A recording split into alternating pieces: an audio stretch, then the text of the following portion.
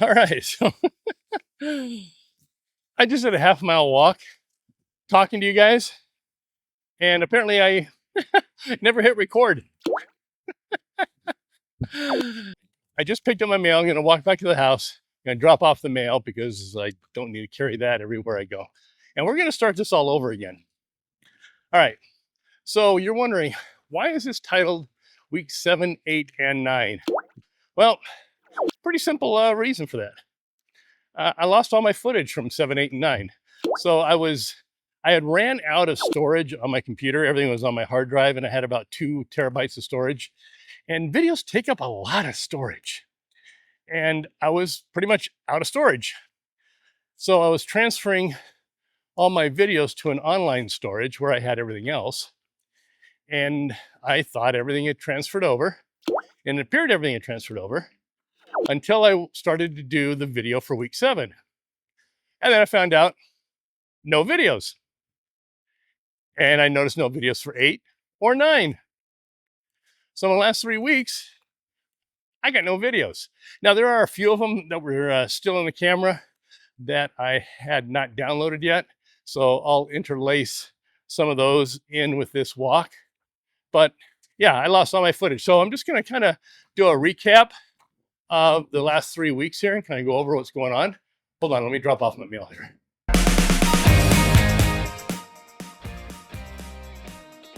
But okay, so what's going on these last 3 weeks? Okay, other than my weight loss journey, just things that have been going on is those racks that I was welding for my truck.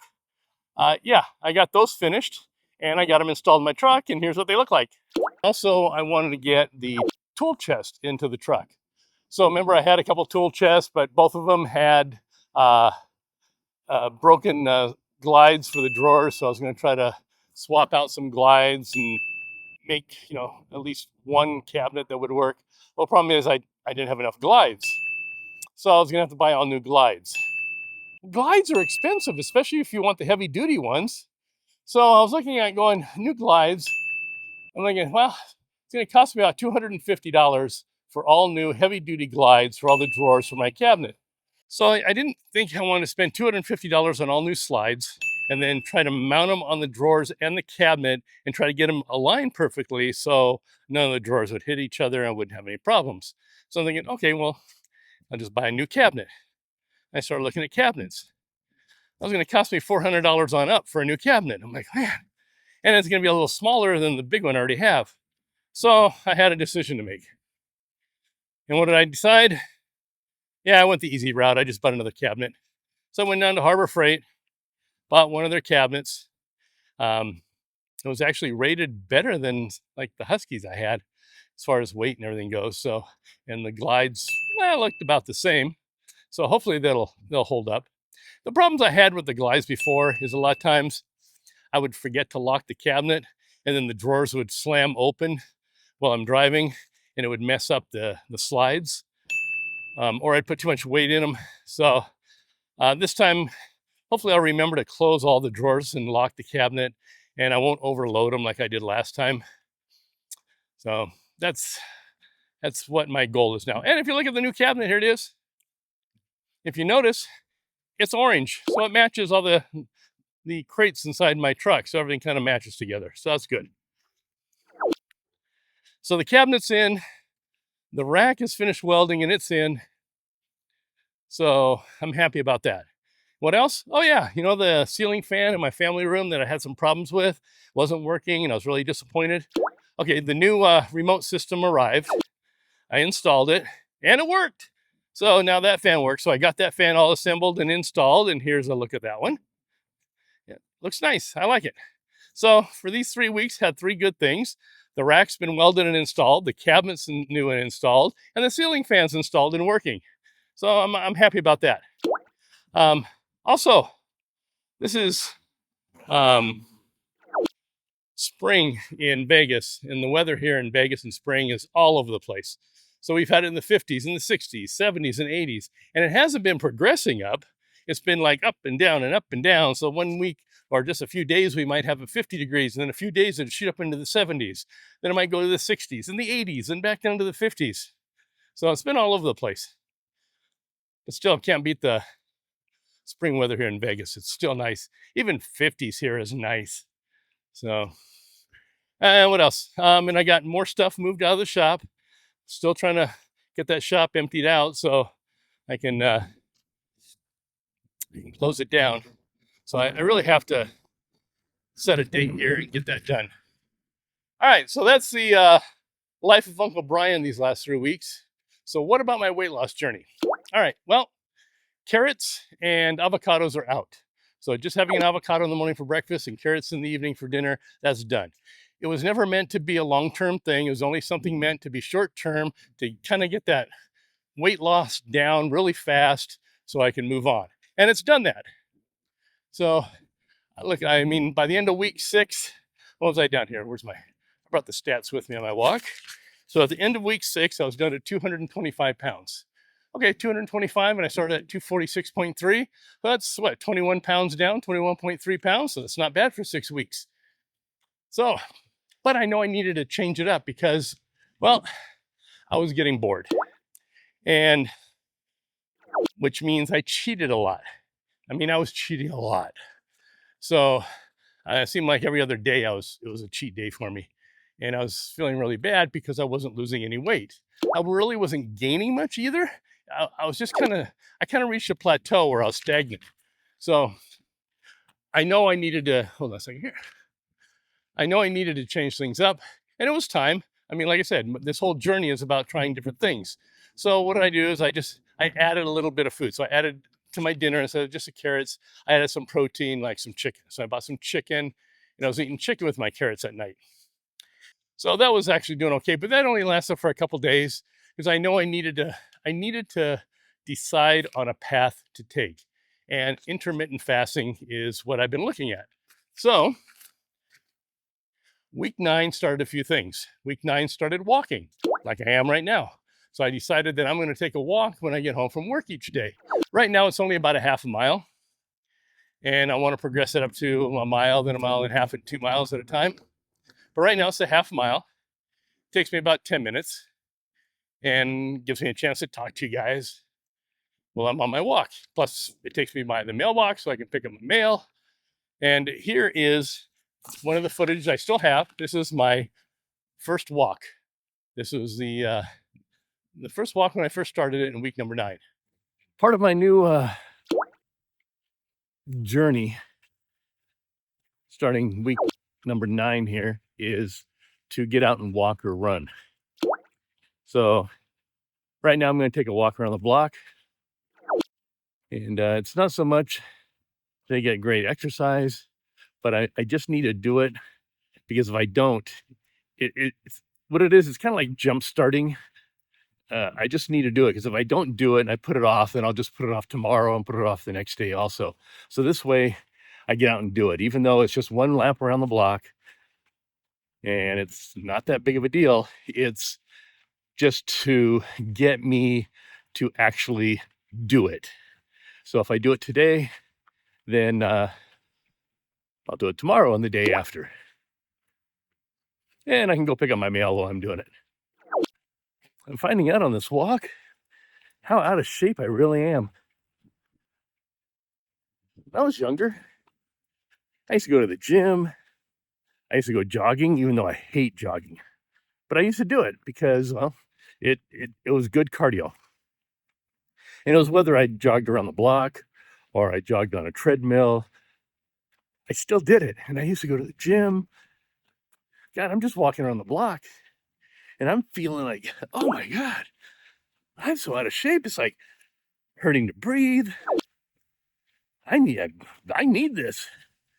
I should have started this at least 4 weeks ago. So, but I had to get out and do it right now because it's the sun's starting to set. So I want to do it before it got dark and cold. So you can see, I'll go turn this way. You can see the sun's just starting to set beyond the horizon over there. So I guess I didn't need to turn because I'm doing it naturally going this way. All right. Plus I can see all the different houses in the neighborhood, and maybe I'll pick up my mail on a regular basis I mean, who really gets a lot of mail anymore? I mean, everything's electronic now. I don't get any mail unless someone specifically say sending me a card or I order something that's going to come in the mail. But I mean, nobody sends letters or anything anymore. So I check my mail maybe once every 2 weeks, if that. So, and sometimes I'll get things that are kind of old. So maybe if I do this walking every day or every other day or whatever I'm going to do, is it'll help me collect my mail more often because I'll walk right by my mailbox. And I usually don't go to the mailbox because when I come in the complex, I turn right to go to my house. I'd have to turn left to go to the mailbox. So I just don't do it just because it's an inconvenience. So this way, I'm going to walk and I'm going to go right by it. So I'll collect my mail every time I go for a walk. See, here we use what's called a cluster box. So the mailman doesn't go to every individual house. We just have a box like this, and it incorporates a box for several houses. So the mailman only needs to come, or mail person, I should say, only needs to come here, and they can service, what is that, 8, 9, 10, 11, 12, like 24 houses with one stop. And you just come here and collect your mail. So we don't get our mail at our homes here. So for those of you in areas where you still get mail service at your house, and you're wondering what I mean by I have to go to walk to go get my mail, that's what I mean, because my house is down at the end of the street that way. See, I guess this is why I should get my mail regularly, because there's my plate for my new work truck, along with the registration stickers for the new work truck. So otherwise it would just sit in there forever until I decided to go check my mail. Now I got my new plates. I can go put them on the truck tomorrow. Besides the walk, I also changed into intermittent fasting. So I'm doing what's 16-8.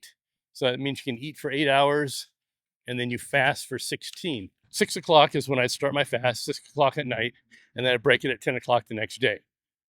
So that would give me my 16 hours of fasting. So I wouldn't eat after 6, and then I wouldn't eat before 10. Well, that started week 9. It's been really tough because, I like my breakfast. So not eating until 10 o'clock kind of puts a crimp in my breakfast because I'm at work by 10. I'm on the road. So if I'm on the road, how am I going to have my breakfast? So I have to break my fast with food that I can take with me. So I'm not having my normal breakfast foods, not having like my eggs or whatever I'm going to have. So it's been a little difficult. So on the days when I'm home, it's been fine. I'll scramble a couple eggs with some hamburger meat, and then I'll have maybe some tomatoes or cucumbers and stuff like that with it. And then I would pack a lunch and take a lunch with me for the day, mostly just snacks. I'd do a smoothie, and then I'd take maybe like some apple slices, um, maybe some cucumbers or carrots or something, um, and then some nuts. And that would give me something to eat during the day. And then when I got home for dinner, my dinner would be a full dinner. It'd be like I would cook like a hamburger patty and throw a fried egg on it or two. Top that with a nice big salad, and then maybe some cooked carrots or some vegetables with it. Some tomatoes or zucchini or something. I'd change it up and do something with it. So it's kind of nice. So I wasn't starving anymore. And for that first week, I thought I was doing pretty good. Now my go-go juice, that's not going away. I'm still doing my go-go juice. I got to have my go-go juice. That's what gets me going. But once again, I can't have that before 10 o'clock. So that makes it a little harder for me. So, and since I'm doing my intermittent fasting and I have a kind of a regimen of what I'm eating, it means I had to go grocery shopping. So, and that's another, hi baby. That's another video I have here. So let me show you my first grocery shopping trip. Got a lot of fruits and vegetables. So you got some tomatoes. I got 5 avocados, a couple cucumbers, iceberg lettuce, some bananas, some apples. Now, these are called Cosmic Crisp. I've never had them, but they were on sale for like 17 cents a pound. Then we got some romaine lettuce, some spinach, red bell pepper, some almonds, some walnuts. Then I got some pineapple juice and orange juice. I made sure I got the ones without the added sugars. Got some frozen berries here to make some smoothies. 18 pack of eggs. This is that $11 pack of eggs. Got a couple things of full-fat Greek yogurt, some hamburger meat, and 7 pounds of boneless, skinless chicken breasts. Now, these were on sale. This was on sale. They said this was on sale, but $11, I'm not considering that sale. And then the apples were on sale. Everything else was pretty much, oh, and the avocados were on sale. So that's it. So here's what I got for $125. That is it. So that's what my grocery shop is like. So it was like $125 the first time I went out, which I thought seemed excessive. But when I look at what I'm spending on my fast food, what I was doing for that, figured that's at least $15 a meal, and I do that 2 or 3 times a day. So figure $30 to $45 a day. So even if it was $30 a day, 7 days, that's $210. And this way I only spent $125, and it should last me a week, which it did. It lasted me a week. Actually, some of the stuff I had to hang over until the following week. So it actually was more than 1 week. So it wasn't too bad. So it just seemed expensive for me to go out and spend, because I spent $125 all at once, where lately all I've been doing is having carrots and avocados. So my groceries bill has been next to nothing. And another thing I'm changing up is I'm going to be posting my weight on the screen each day. So if you see up here, I'm going to post my weight like that. So here's a weight. That way, at the end of the week, I don't have to do a long drawn out, recap for the week, because each day, you'll see what my weight is for that day. And then it'd be just a real short recap at the end of the week. So I'll just be putting a weight up there every day. So, which I was planning on doing these last few weeks, but since I didn't have my film footage, it didn't quite happen. So you'll see that going forward now. So one thing I have noticed by doing this intermittent fasting and eating all this food is, one, I generate a lot of dishes now. So I'm like doing my dishwasher every other day. I mean, before I do my dishwasher like once a week. And lately, with the journey I've been on, since it's only avocados and carrots, I really haven't created hardly any dirty dishes. But now I'm generating a lot of dirty dishes because I'm cooking and I'm eating. And so there's a lot of pots and pans and dishes. And man, it's crazy. Plus, it's taking up a lot more time. Because I have to prep my food, I have to cook the food, then I eat it, then I have to clean it up afterwards. So, yeah, it's a lot of work to eat. But I do find out it's a lot better for me. Now, how it's going to work out as far as weight loss, we'll see. So let me kind of give you some figures for these last 3 weeks. All right, so for week number 7, and I'll go ahead and I'll put my weight up here at the top of the screen for the end of the week. So week number 7 ended up at 226.4 pounds. So that is a total weight loss of 19.9 pounds since I started. The only problem is it's also the first week that I've actually gained weight from the week prior. So I gained 1.4 pounds by the end of week 7 from where I was at the end of week 6. So week 6, I ended up 225. Week 7, 226.4. So that's 1.4 pounds I increased over that week.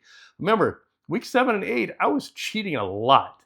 A lot. So going up 1.5 pounds to the week, yeah, actually not too bad.